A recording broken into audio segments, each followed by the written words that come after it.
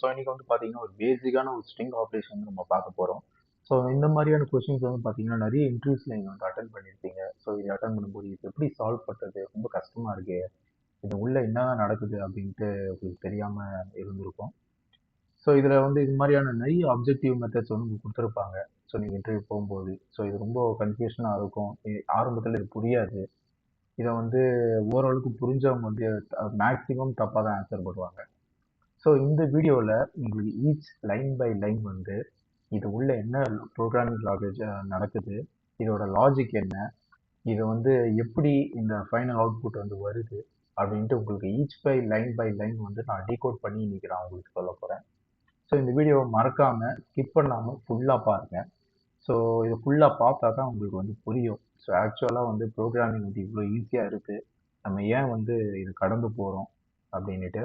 So இந்த video நீங்கள் பார்க்கறது மூலிமா நீங்கள் வந்து இன்டர்வியூஸ்க்கு தயாராக அந்த ப்ராசஸ் வந்து உங்களுக்கு ரொம்ப ஈஸியாக இருக்கும். ஸோ அதை நான் வந்து கண்டிப்பாக அஷ்யூர் பண்ணுவேன். ஸோ மறக்காமல் இந்த வீடியோ வந்து ஃபுல்லாக பாருங்கள். ஸோ இப்போ இந்த கோடிங்குள்ளே நம்ம வந்து போகலாம். ஸோ நான் வந்து ஜிடிபி கம்பைலர் ஓப்பன் பண்ணியிருக்கேன். அதில் வந்து ஜாவா அப்படின்ற லாங்குவேஜ் வந்து நான் சூஸ் பண்ணியிருக்கேன். உங்களுக்கு வேணும்னா நீங்கள் பைத்தன் சூஸ் பண்ணிக்கலாம், இல்லை C# இது வேணால் it's up to you. Okay. So first வந்து இந்த கான்செப்ட் வந்து செக் பண்ணலாம். ஸோ இப்போ இங்கே வந்து பார்த்தீங்கன்னா ஒரு ஸ்ட்ரிங் எக்ஸ் அப்படின்ற வேரியபிள் கொடுத்துருக்காங்க. அதில் XYZ அப்படின்ற ஒரு ஸ்ட்ரிங்கை வந்து கொடுத்துருக்காங்க. நெக்ஸ்ட்டு அதை வந்து டூ அப்பர் கேஸ் ஆஃப் மெத்தடில் வந்து இந்த XYZ வந்து அப்பர் கேஸில் மாற்றுறாங்க. அதுக்கப்புறம் ஸ்ட்ரிங் ஒய் அப்படின்ற வேரியபிளை வந்து அதை வந்து ரீப்ளேஸ் பண்ணாங்க. எனக்கு பெரிய ஒய்க்கு பதிலாக சின்ன ஒய்யை வந்து கொடு அப்படின்னு சொல்லிட்டு. அப்புறம் இந்த ஒய் அப்படின்ற வேரியபிளில் வந்து ஏபிசி அப்படின்ற ஸ்ட்ரிங்கை ஆட் பண்ணி நமக்கு ஃபைனலாக ஒய்யை பிரிண்ட் பண்ணுறாங்க. ஸோ இந்த ஆப்ஷனில் வந்து இப்போ இது என்ன வருது அப்படின்னு நம்ம கண்டுபிடிக்கணும். ஸோ இந்த இன்டர்வியூஸில் பார்த்தீங்கன்னா மேக்ஸிமம் இதுக்கு வந்து 1 or 2 minutes தான் கொடுப்பாங்க.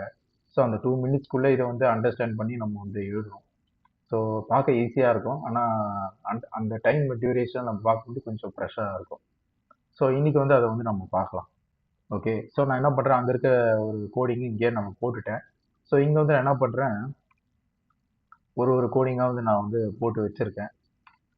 ஸோ இது மாதிரி நீங்கள் வந்து டைப் பண்ணி வச்சுக்கோங்க ஆல்ரெடி. ஸோ டைப் பண்ணிட்டீங்கன்னா உங்களுக்கு வந்து ஈஸியாக இருக்கும். ஸோ நான் இப்போது உங்களுக்கு எக்ஸ்பிளைன் பண்ணுறதுக்காக ஆல்ரெடி டைப் பண்ணி வச்சுருக்கேன். ஸோ நீங்கள் வந்து பொறுமையாக வீடியோ பாஸ் பண்ணி கூட நீங்கள் வந்து டைப் பண்ணி பார்த்துக்கலாம். ஓகேவா? ஸோ இப்போ அங்கே மேலே கொடுத்துருக்க கோடிங் வந்து இதுதான், ரைட்டா? ஸோ இப்படி தான் வந்து கொடுத்துருப்பாங்க. ஸோ இந்த ரிசல்ட்டுக்கு பதிலாக எக்ஸு. ஸோ இது கொடுத்து இப்போ மேலே என்ன கொடுத்துருக்காங்கன்னா அதே மாதிரி தான் XYZ அப்படின்ற ஸ்ட்ரிங்கை நம்ம ஸ்ட்ரிங் எக்ஸ் அப்படின்ற வேரியபிளை கொடுக்குறோம். நெக்ஸ்ட் அது அப்பர் கேஸாக மாற்றுறோம். அப்புறம் ஸ்ட்ரிங் ஒய்யில் வந்து அது பெரிய ஒய்க்கு பதிலாக சின்ன ஒய் போடு அப்படின்றோம். சின்ன ஒய்யாக இருந்தால் அப்படியே விட்டுரு அப்படின்னு. அப்புறம் ஒய்யில் வந்து என்ன பண்ணுறோம், அந்த ஒய்யை வந்து சேர்க்குறோம்.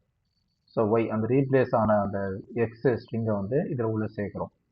ஸோ இப்போ ஆக்சுவலாக இங்கே என்ன நடக்குது அப்படின்னா, இப்போ இங்கே XYZ வந்து நம்ம என்ன பண்ணுறோம், டிக்ளேர் பண்ணுறோம். ஸோ அப்போ இங்கே XYZ அப்படின்னு சொல்லிட்டு இருக்கும். இங்கே வந்து அப்பர் கேஸாக மாற்றுறோம். ஓகே. அப்போ என்ன ஆகும், இங்கே XYZ அப்படின்ற கேப்ஸ் அப்பர் கேஸ் வரும். ஓகே. ஸோ இங்கே வந்து என்ன பண்ணுறோம், ரீப்ளேஸ் பண்ணுறோம். அதாவது பெரிய ஒய்க்கு பதிலாக சின்ன ஒய் போடு அப்படின்ட்டு. அப்போ என்ன நடக்கும், XYZ. ஏன்னா இங்கே ஆல்ரெடி சின்ன ஒய் தான் இருக்குது, அப்போ சின்ன ஒய்யே வந்துடும். அப்போ இங்கே என்ன பண்ணுறோம், அந்த இப்போ அந்த சேஞ்ச் பண்ண அந்த XYZ அப்படின்ற அந்த ஸ்மால் வேரியபிள்ஸை நம்ம ஒய் அப்படின்ற ஸ்ட்ரிங்குக்குள்ளே போடுறோம். அப்போ இங்கே என்ன நடக்குது, இந்த XYZ வந்துடுது. அது கூட நம்ம ஆட் பண்ண ஏபிசி அப்படின்ற ஸ்ட்ரிங்கும் வந்துடுது. அப்போ ஃபைனல் அவுட்புட் என்ன வரும் உங்களுக்கே தெரிஞ்சிருக்கும். ஸோ XYZ ABC அப்படின்றது நமக்கு ஸ்மாலாக வந்து வந்துடும். ஓகே. ஸோ இப்போ எல்லாருக்கும் ஒரு கேள்வி வரும், இங்கே XYZ வந்து நம்ம அப்பர் கேஸாக மாற்றிருக்கோமே, இது ஏன் நம்மளுக்கு அப்பர் கேஸாக இங்கே வரலை, XZ அப்பர் கேஸாக வந்திருக்கணும், Y மட்டும் ஸ்மாலாக வந்திருக்கணுமே, ஏன் இது மாதிரி வரலை அப்படின்னு கேட்டிங்கன்னா அதுக்கு ஒரு ஆன்சர் இருக்குது. ஏன்னா இந்த எக்ஸை வந்து அப்பர் கேஸாக மாற்றிருக்கோம், ஆனால் எந்த ஒரு வேரியபிளையும் நம்ம ஸ்டோர் பண்ணலை. ஏன்னா ஒரு விஷயத்தை நம்ம ஸ்டோர் பண்ணாதான் அந்த ஸ்டோர் பண்ண வேரியபிள் இருந்தால் நம்ம அந்த வேல்யூலாம் அக்சஸ் பண்ண முடியும். ஸோ இங்கே வந்து நம்ம அந்த ஸ்டோர் வந்து நம்ம பண்ணலை. ஸோ அப்போ இங்கே நம்ம என்ன பண்ணணும் அப்படின்னா ஒரு வேரியபிளை கிரியேட் பண்ணணும். ஓகேவா? ஸோ இங்கே நம்ம என்ன பண்ணோம், ஒரு இங்கே எக்ஸ்னே போட்டுக்கலாமே, எதுக்கு இன்னொரு வேரியபிள். ஸோ அந்த எக்ஸ் அதில் வந்து நம்ம எக்ஸ்ட்ரா 2 அப்பர் கேஸ், அதாவது இப்போ இங்கே என்ன நடக்கணும்னா XYZ வந்து அப்பர் கேஸாக மாறி நம்ம அந்த எக்ஸில் கிரியேட் பண்ண ஸ்ட்ரிங்கிலே போய் ஸ்டோர் ஆகிடும். அப்போ எக்ஸோட வேரியபிள் வந்து XYZ இருக்காது, கேப்ஸ் XYZ இருக்கும் எல்லாமே. ஸோ இப்போ நம்ம ரீப்ளேஸ் பண்ணும்போது என்ன நடக்குது அப்படின்ட்டு நம்ம பார்க்கலாம். ஓகேவா? ஸோ எக்ஸ் ஜெட் மட்டும் கேப்ஸாக மாறி இருக்கு, இந்த ஒய் அப்படின்றது ஸ்மாலாக மாறி இருக்கு. ஓகே, ஸோ இந்த எக்ஸ் வந்து இப்போ அப்போ கேஸாக மாறிடுச்சு. இப்போ அந்த எக்ஸில் வந்து எக்ஸை ரீப்ளேஸ் பண்ணணும், கேப்ஸுக்கு பதிலாக ஸ்மால் ஒய் போடு அப்படின்னு.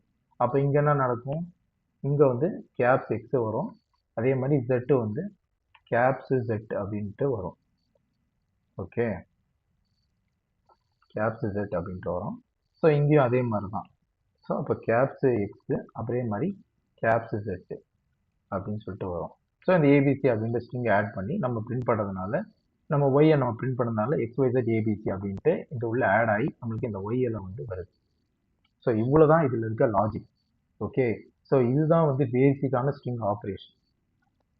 ஸோ இதை வந்து நீங்கள் வந்து ப்ராக்டிஸ்.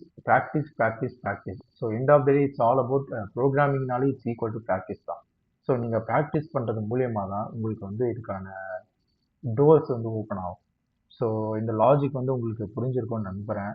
ஸோ இந்த வீடியோ வந்து உங்களுக்கு இன்னுமே புரியல அப்படின்னா பாஸ் பண்ணி திருப்பியும் ஃபர்ஸ்ட்லேருந்து பாருங்கள், கரெக்டாக வந்து எக்ஸ்பிளைன் பண்ணியிருப்பேன். ஸோ இந்த மாதிரி வீடியோஸ் வந்து இன்னும் நிறைய ஃபியூச்சரில் வரும்.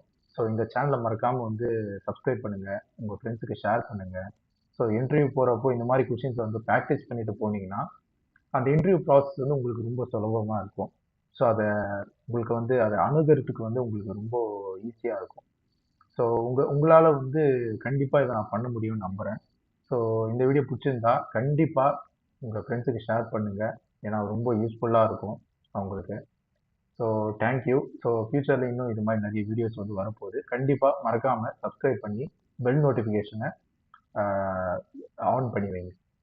தேங்க்யூ.